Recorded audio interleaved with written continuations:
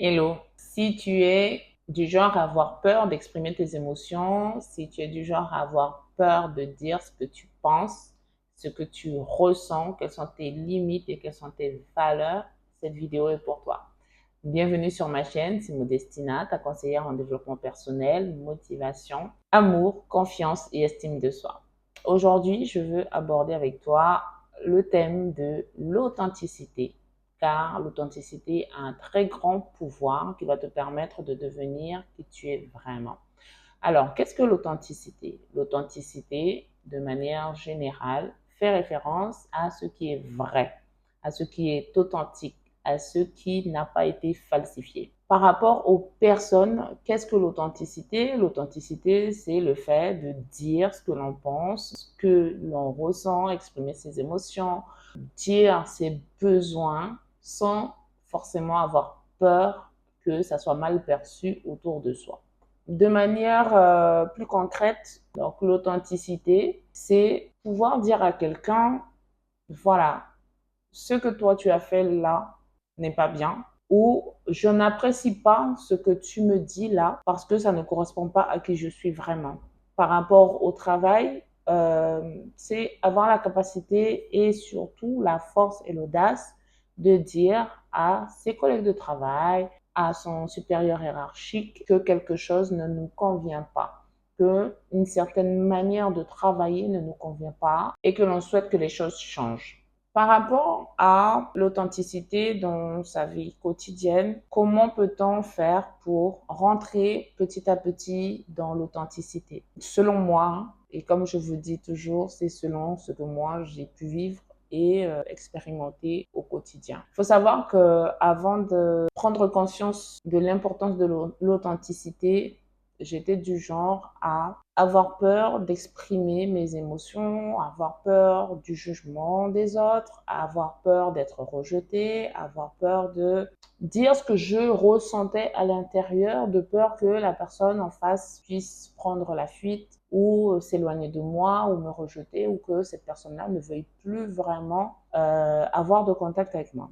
Et à partir du jour où j'ai compris, bon, il faut dire qu'il a fallu que je fasse un gros travail de guérison intérieure, un gros travail psychologique et spirituel surtout. Donc, ce travail-là m'a permis de découvrir qui je suis vraiment et pouvoir l'exprimer sans peur. Et au fur et à mesure que j'apprenais à me connaître, ben, j'apprenais à me faire confiance, j'apprenais à vivre avec les autres tel que j'étais vraiment et non pas comme les gens voulaient que je sois. Au fur et à mesure, je disais oui à un endroit et je disais non, je n'ai pas envie. Ah, pourquoi tu n'as pas envie? On te propose. Je dis ben, si je n'ai pas envie, je ne vais pas me forcer à faire quelque chose que je ne veux pas. Et c'est vrai qu'au départ, on peut avoir peur que les personnes s'éloignent, mais si ces personnes-là s'éloignent, c'est qu'elles n'ont pas leur place dans notre vie parce qu'elles ne comprennent pas et elles ne veulent pas comprendre pour la plupart du temps quels sont nos besoins et les respecter surtout. Donc, commencez à exprimer des choses que vous ressentez quand ça ne va pas, quand la personne en face, là où les personnes en face de toi te disent des choses qui te blessent, c'est avoir la capacité de dire excuse-moi mais là tu as dit ça, ça m'a blessé, voilà comment moi je me suis sentie et j'aimerais qu'à l'avenir tu puisses ne plus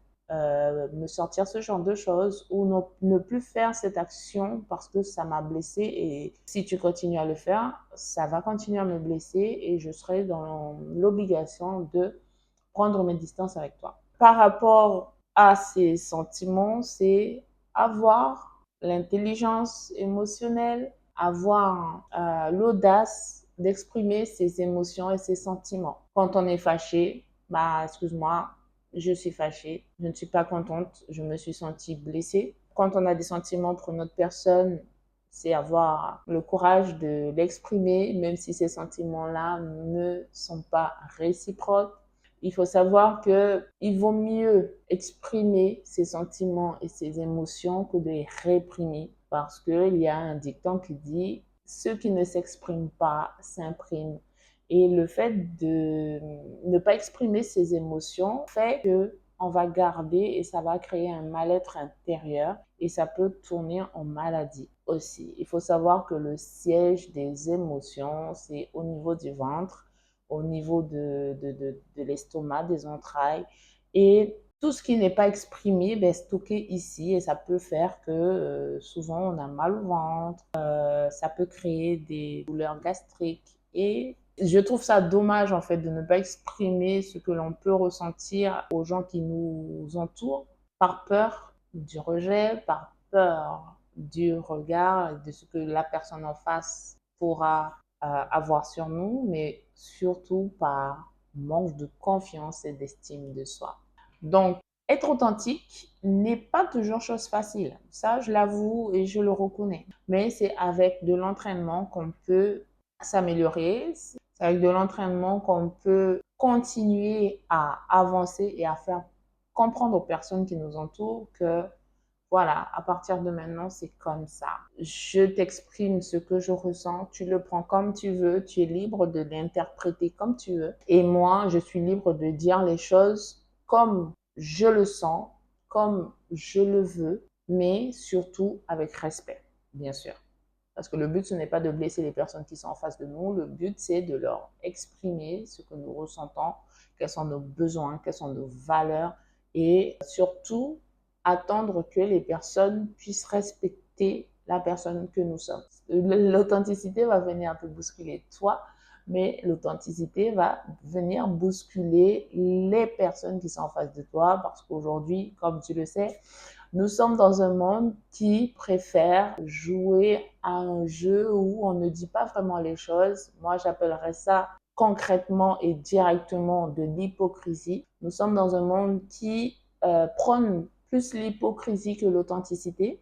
Nous sommes dans un monde qui préfère dire que tout va bien en face, mais aller se plaindre dans le dos de la personne qui est concernée ou à l'école porter des choses au lieu de dire à la personne en face ce que l'on ressent et ce que l'on pense. Et donc, comme je te disais, l'authenticité n'est pas quelque chose de facile. Et le travail que tu auras à faire sur toi, c'est vraiment de petit à petit apprendre à dire les choses pour que les personnes que tu fréquentes au quotidien, que ce soit dans ton milieu professionnel, familial, sentimental, social ou ecclésial, tout ce qui concerne le côté cultuel, c'est vraiment d'être, on va dire, la meilleure version de toi-même. Mais cette phrase-là, elle a tendance à résonner d'une manière particulière chez moi parce qu'elle elle englobe tout et n'importe quoi en fait. Donc voilà, c'est pouvoir te montrer tel que tu es vraiment et ne pas faire semblant d'être qui tu n'es pas.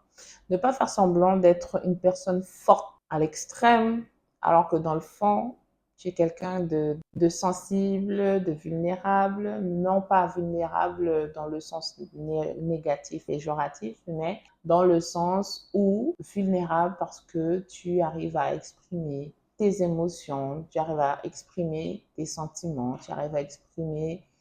quand tu te sens d'une certaine manière démuni en fait. Quand tu te sens démuni, pouvoir l'exprimer, demander de l'aide, non pas de l'aide pour faire pitié, mais vraiment voilà, aujourd'hui je vis cette situation-là, comment faire pour m'en sortir et avoir cette capacité-là de pouvoir recevoir des conseils, mais aussi de l'aide, en fait. Des personnes, surtout des personnes de confiance. Tu ne vas pas aller te confier à des personnes que tu sais qui vont t'enfoncer encore plus, mais pouvoir te confier à quelqu'un, à une personne ou des personnes en qui tu as confiance, et des personnes que tu sais qui peuvent t'écouter sans forcément juger, mais t'écouter, discerner et surtout te conseiller afin que tu puisses t'améliorer au quotidien. Et donc voilà, beaucoup de personnes ne seront pas d'accord avec ce côté où tu voudras être authentique, tu voudras dire ce que tu penses. Beaucoup de personnes vont te dire que tu manques d'empathie, beaucoup de personnes vont te dire que tu es trop dur, beaucoup de personnes vont te faire penser que tu es mauvaise, mais non. C'est juste parce que ces personnes-là, une autre manière de fonctionner et elles n'ont pas la capacité de dire les choses au moment où il faut les dire mais elles vont préférer se fâcher ou faire comme si de rien n'était, mais dans ton dos, elles vont avoir un comportement qui n'est pas adéquat avec la personne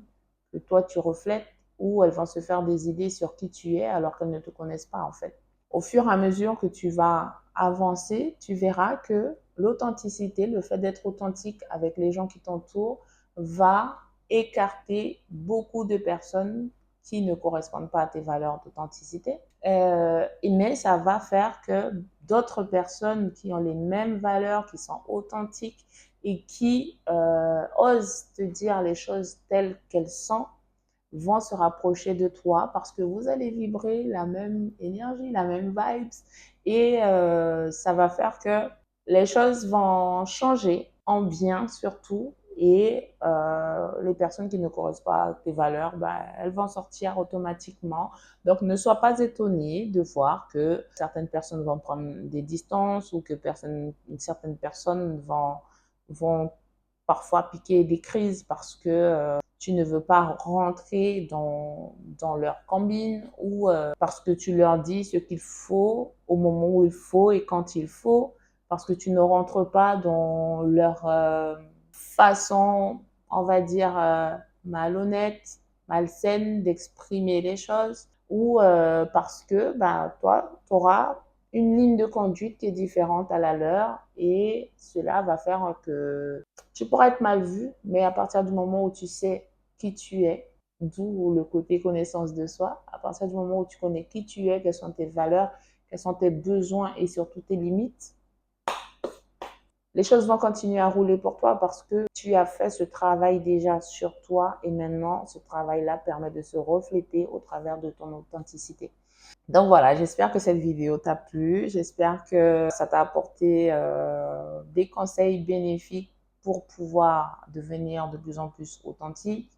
et surtout, je t'invite à t'abonner et à liker, commenter et me dire comment toi tu fais si tu es déjà sur ce chemin de l'authenticité. Me dire comment toi tu fais pour exprimer